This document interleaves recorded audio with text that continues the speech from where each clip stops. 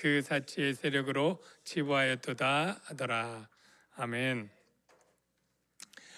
오늘 설교를 한 문장으로 하면 바벨론 성이 무너졌다 하는 것입니다. 예. 여러분 혹시 축구 좋아하면 손흥민 선수가 있는 팀이 어느 팀인지 아시나요? 토트넘이죠. 어제 토트넘하고 맨유하고 경기를 했는데 결과를 아시는 분 있나요? 아는군요. 예. 4대3으로 누가 이겼다고요? 토트넘이 이겼습니다. 모르는 사람들이 많이 있지만 또 청년들 가운데 아는 친구도 있는데, 자, 우리가 토트넘이 이긴 것을 어제니까 알았지, 내일 그것을 분명히 알았다면 우리가 스포츠 토토나 뭐 이런 걸로 해서 대박이 났을 수도 있을 거예요. 근데 우리는 미래는 1분 앞, 1시간 앞의 일도 알지 못하고요. 지나간 것만 알 수 있습니다. 그런데 오늘 요한계시록은 일어나지 않을 미래의 일을 미리 앞당겨서 보여주고 있는 비밀의 책입니다. 토트넘과 맨유가 8강전에서 토트넘이 이겼다면, 바벨론 성과 예루살렘 성이 싸운다면 누가 이길까요? 네, 예루살렘 성이 이긴다. 이게 바로 요한계시록이 가르쳐 주는 거예요. 예루살렘 성은 하나님의 백성들을 나타내는 것이고, 바벨론 성은 불신 세상 나라의 세상 백성을 상징하는 것이라고 요한계시록은 계속 말해주고 있는 거예요. 그래서 오늘 바벨론 성이 무너졌다 그럼 옛날에 바벨이란 나라가 저 뭐 이란 쪽에 그쪽에 메소포타미아 그쪽에 있었는데 그 나라가 망했다는 얘기를 하고 있네. 아니고 바벨이란 곳은 하나님을 대적하고 바벨탑을 쌓았던 하나님의 대적자들을 상징적으로 말하는 불신 세상 나라를 뜻한다 라는 얘기를 제가 여러 번 한 줄로 믿습니다. 이걸 누가 선포하느냐면 본문에 한 다른 천사가 나오는데, 이 천사의 특징이 보니까 큰 권세와 큰 영광으로, 얼마나 영광의 빛이 찬란한지 땅이 환해질 정도의 영광과 권세를 가진 천사가 하늘에서 내려왔다 그러고 있죠. 그러면 한번 생각해 봅시다. 권세와 영광은 천사가 만들어낸 걸까요? 누가 준 걸까요? 누가 준 거죠. 누가 줬을까요? 하나님이 주신 거죠. 하나님 외에 천사에게 권세를 주고 영광을 줄 존재는 피조물 중엔 없다. 하나님이 준 거예요. 하나님은 권세와 영광을 줄 수 있는 분이고, 특별히 누구에게 주느냐? 그 권세와 영광을 가져야만 되는 하나님의 종들에게 주시는 거죠. 여러분들이 이제 새해가 되고 이제 봉사의 직임을 맡고 어떤 일을 맡을 때 겸손한 여러분들의 고백 가운데는 이런 얘기를 하죠. 목사님, 저는 아직 잘 몰라요. 저는 아직 경험이 없어요. 저는 성격상 그런 일을 못해요. 재능이 없어요. 뭐 이렇게 핑계를 대고 요리조리 빼시는 분들이 가끔 있는데, 여러분, 하나님이 이 일을 맡기면 능력도 함께 주시는 분인 걸 믿으시기 바랍니다. 할 수 있도록 권세와 영광을 주어서 일을 시키지, 하나님이 줄 때 능력도 없고 할 일도 없고 못할 사람에게 일을 주는 법은 없습니다. 모세가 그러잖아요. 나는 말이 어눌하고 나는 도무지 가서 할 수도 없고 내 사정은 못합니다 라고 빼지만, 누가 혀를 지었느냐, 누가 그 입에 말을 주느냐 라고 말씀하시면서 하나님이 보내는 것 여러분 아시죠?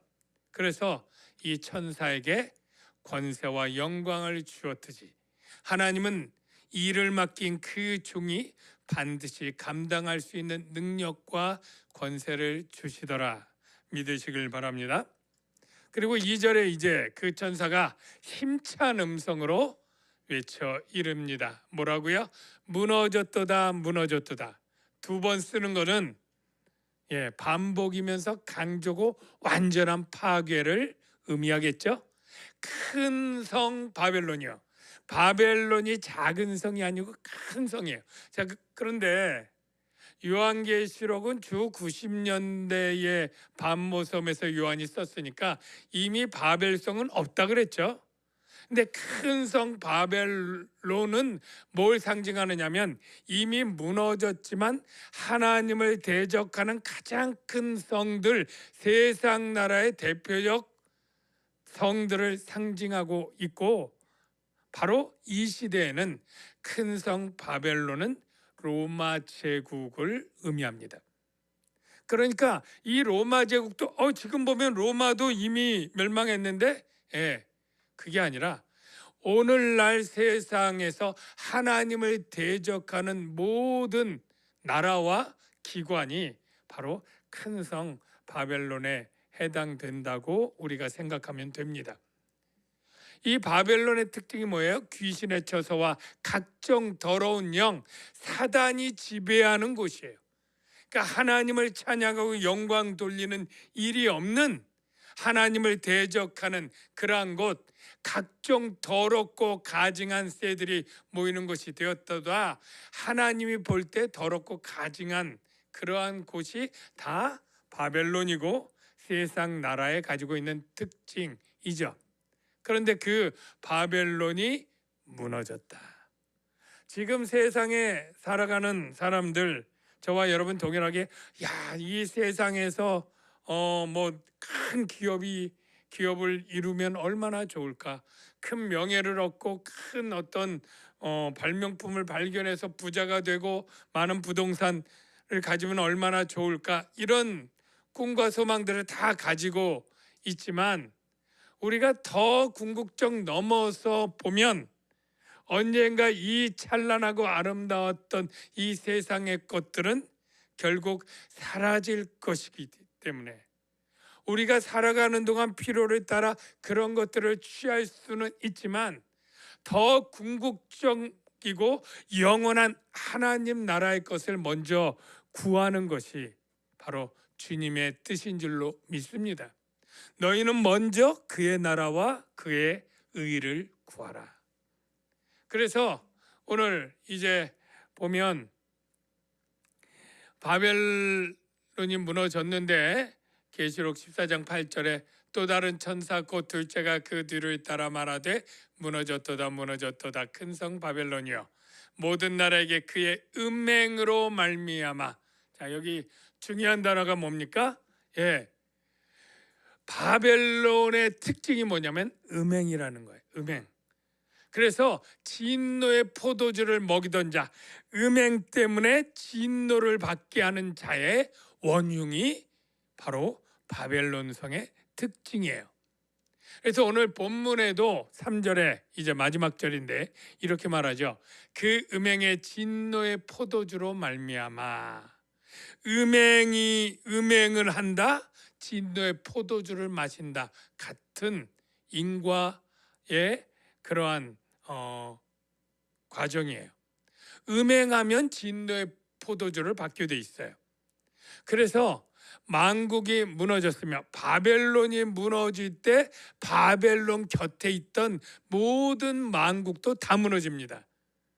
바벨론 왕뿐만 아니라 땅의 왕들이 그와 더불어 음행해서 음행하였고 땅의 상인들도 그 사치의 세력으로 치부하였도다 하더라. 여러분, 이제 음행과 사치만 살펴보고 오늘 설교를 마칠 것입니다. 여러분, 음행하면 우리가 흔히 아는 것처럼 그런 육체적인 음란 이렇게 생각하는데요. 물론 그것도 아니라고는 할 수 없지만 이 성경에서 음행이라고 할 때는 하나님을 배반하고 하나님 외에 다른 것을 우상으로 섬기는 걸 음행이라고 합니다.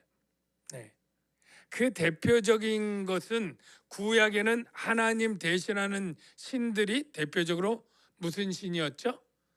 하나님 대신해서 섬겼던 신, 대표적으로 바알과 아세라 신입니다.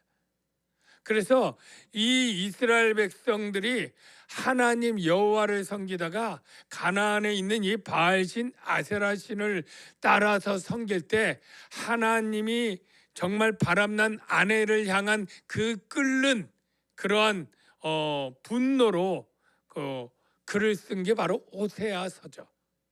이 호세아에게 이렇게 이제 이스라엘 백성에게 예언을 하는데요. 이렇게 말합니다. 예. 너희 어머니와 논쟁하고 논쟁하라. 여기 어머니는 이스라엘 유대 백성을 의미합니다. 그는 내 아내가 아니요 나는 그의 남편이 아니라. 예. 이스라엘 백성과 하나님은 남편과 아내 관계라고 하나님이 정의하셨어요. 그가 그의 얼굴에서 음란을 제하게 하고 그 유방 사이에서 음행을 제하게 하라. 그렇지 아니하면 내가 그를 벌거벗기어 그 나던 날과 같게 할 것이요. 화가 많이 나셨어요. 예. 그로 광해같이 되게 하며 마른 땅같이 되게 하여 목말라 죽게 할 것이며, 바람난 아내에게 지금 퍼붓는 거예요. 내가 그의 자녀를 긍휼히 여기지 아니하리니 이는 그들이 음란한 자식들임이라. 그들의 어머니는 음행하였고 그들을 임신했던 자는 부끄러운 일을 행하였나니 이는 그가 이르기를 나는 나를 사랑하는 자를 따르니. 이게 남편 대신 여호와 하나님이 아니라 이 사랑하는 자는 바람난 바알신을 의미합니다. 나는 나를 사랑해주는 바알신을 따르리니, 왜냐하면 그들이 바알신이 내게 떡과 물과 양털과 삶과 기름과 술 6가지나 되는 좋은 것들을 내게 주니까 나는 내 바람난 남편이 더 좋아. 그리고 가겠다. 이렇게 얘기하는 거예요. 물론 나중에 호세아서를 보면 여러분이 사실 그거 다 내가 준 거다 이렇게 하면서 하나님이 진노를 하시는 내용이 있는데요. 오늘날 여러분 중에 이 유대 백성들이 그렇게 바알과 우상신을 섬겼으니 하나님이 화날 만두에, 그리고 나는 내가 뭐 바알신 섬길 일이 있나? 이렇게 여러분들이 안도하면 안 됩니다. 오늘날 바알신이 뭘까요? 오늘날 바알신은 만몬이라고 하는 돈입니다. 그래서 가나안 시대에 살았던 그들이 바알신을 섬겼다면 오늘날 그리스도인들은 만몬이라고 하는 돈신을 섬깁니다. 그래서 하나님이냐 돈이냐, 우리가 이 사이에 기로에 있는 거예요. 지파인이 두 주인을 섬길 수 없나니 혹 이를 미워하고 저를 사랑하거나 혹 이를 중히 여기고 저를 경히 여길 것임이라 하면서 예수님이 말한 게 너희는 하나님과 재물을 겸하여 섬길 수 없느니라. 여러분, 돈을 사랑함과 하나님을 사랑함 사이에 우리가 있습니다. 하나님은 돈을 사용하라고 우리에게 줬지 사랑하라고 주지 않았습니다. 말은 비슷하지만 달라요. 하나님과 이웃은 사랑하라고 우리에게 붙여준 분들이지만 돈은 사랑하기 위해서 사용할 도구이지, 돈을 사랑하기 때문에 사랑과 하나님을 사용하는 이 뒤바꿔서 쓰는 그런 우는 우리가 범해선 안 되는 거예요. 돈을 사랑하면 믿음에서 떠나게 됩니다. 돈을 사랑함이 일만하게 뿌리가 된다. 그래서 이것에 탐내는 자들이 미혹을 받아 하나님을 신실하게 의지 않는 믿음에서 떠나고 근심 가운데 살더라. 이제 말씀을 맺습니다. 바벨론 성의 특징, 세상 나라의 특징이 뭐냐고요? 우리는 예루살렘 성에 있어, 바벨론 성에 없어. 혹 이렇게 우리가 안심할 수만은 없을지 몰라요. 어찌 보면 우리가 예루살렘 성의 백성들이고 하나님의 성이지만 자꾸 우리가 이 바벨론 성에 있는 사람들처럼 사랑 대신에, 제가 사치 얘기는 다음에 하겠습니다. 사랑하지 않고 돈을 사랑함으로 말미암아 하나님과 떠나고 멀어지는 세상 나라의 삶을 우리가 산다면 하나님은 매우 실망하고 걱정하실 거예요. 저와 여러분이 바벨론 성에서 빨리 나와 예루살렘 성의 사람들처럼 살아가는 은혜가 있기를 주의 이름으로 축원합니다.